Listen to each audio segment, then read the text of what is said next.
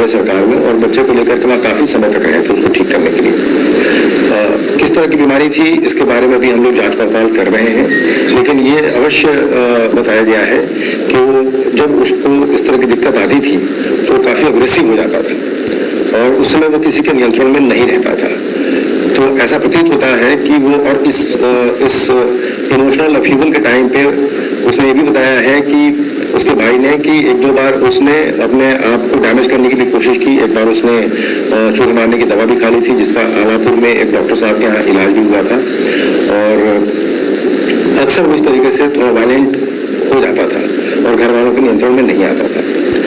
उस दिन जो घटनाक्रम था उसके हिसाब से 1:30 बजे के आसपास उसने कहा कि मेरी तबीयत खराब लग रही है और मेरा मन नहीं लग रहा है। तो फिर ये दोनों वापस सफारू चले गए और थोड़ी देर के बाद ही उसके भाई ने कहा कि भाई तुम्हारी तबीयत खराब नहीं लग रही तो आज हम लोग कुछ चिकन वगैरह बना के खाते हैं। लेकिन भाई के इंसिस्टेंस पर दोनों फिर वापस चले आए शहर की तरफ। आने के बाद शाम को हमें एक ऐसा भी विटनेस मिला है जो इस बात की पुष्टि कर रहा है कि इसकी तबीयत खराब थी और इसने ये कहा कि मुझे खून की उल्टी सी होने जैसा लग रहा है और मैं कहीं जा रहा हूँ। इस बात की पुष्टि भी हुई है गवाह के बयान से। शाम को करीब 5, साढ़े 5 के आसपास ये थोड़ी देर के लिए बाहर गया साजिद। जब लौट के आया तो उसके हाथ में एक चाकू दिखाई पड़ा। हम लोगों ने उस व्यक्ति को आइडेंटिफाई कर लिया है जिसके हाथ से वो चाकू खरीदा गया था, उससे भी पूछताछ हो रही है। आने के बाद फिर घटना के समय दोनों, इसने जब पूछा कि भाई तुमने चाकू क्यों खरीदा है, तो उसने कहा कि मैं रमजान के समय गोश्त वगैरह काटने का काम करूंगा, इसलिए चाकू मैं खरीद के लाया हूँ। तो उसके बाद दोनों, इसने बताया कि मुझे किसी काम से पीड़ित विनोद के यहाँ जाना है, विनोद के घर को जाने के लिए। जब ये दोनों बाहर निकले तो विनोद के घर के अंदर चला गया और जाकर के उसने वहाँ घटनाक्रम को अंजाम दिया।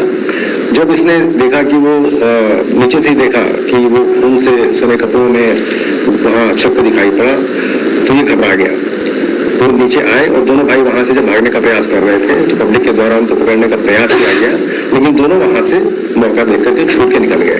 तो उसके आगे का घटनाक्रम मैं पहले भी आपको बता चुका हूँ। जावेद तो भाग ही गया था, साजिद भी भाग गया था। फिर थोड़ी देर के बाद पुलिस को जब सूचना मिली कि ब्लड स्टेन्ड कपड़ों में एक व्यक्ति शेखपुर के जंगलों के आसपास दिखाई पड़ा है, तो पुलिस ने वहाँ घेराबंदी की और घेराबंदी में जब वो अपराधी ने भागने का प्रयास किया, पुलिस पार्टी पर फायर किया जिसमें हमारे पुलिसकर्मी भी घायल हुए। तो जवाबी फायर में उसे गोली लगी, जिसको अस्पताल ले जाके उसका इलाज कराने का प्रयास किया गया, लेकिन जब तक वो अस्पताल पहुंचा उसकी मृत्यु हो चुकी थी। ये सीक्वेंस ऑफ इवेंट है जिसके बारे में मैं आपको अवगत कराना चाहता था। वो अभी पकड़ा गया है, उसके सभी और पूछताछ की जा रही है गहराई से, और उसके बाद जो भी अन्य फैक्ट्स बताए गए हैं वो विवेचना का पार्ट है जिनके बारे में हम लोग अलग से तफ्तीश कर रहे हैं। अकेले साजिद किया था कि जावेद भी किया था इसके साथ घर के अंदर? दोनों साथ गए थे। जावेद का ये कहना है, देखिए हमारे पास अभी मुलजिम का वर्जन है जिसकी अभी क्रॉस चेकिंग बाकी है। उसका कहना है कि साजिद अकेला गया था, मैं नीचे खड़ा था। आसपास के जो कुछ लोग हैं जिनसे पूछताछ की उनका भी कहना है कि जावेद वहाँ दिखाई पड़ा है। मोटिव के बारे में मैंने पहले भी आपको बताया है। एक बात तो ये निकल के आ रही है कि वो मानसिक रूप से थोड़ा परेशान था, अग्रेसिव नेचर का था, वायलेंट था, और ये भी बात समझ में आई है कि शादी भी उसकी बहुत दिक्कत में थी, क्योंकि शादी उसकी अभी से 3-4 साल पहले हुई थी और कई कोशिशों के बावजूद भी उसकी वाइफ को बच्चा नहीं हो पा रहा था। एक तो स्टिल बॉर्न बेबी हो गया था और 2-3 बच्चे उसके पेट में ही खराब हो गए थे। ये एक बात निकल के आई है और उसकी वजह से बहुत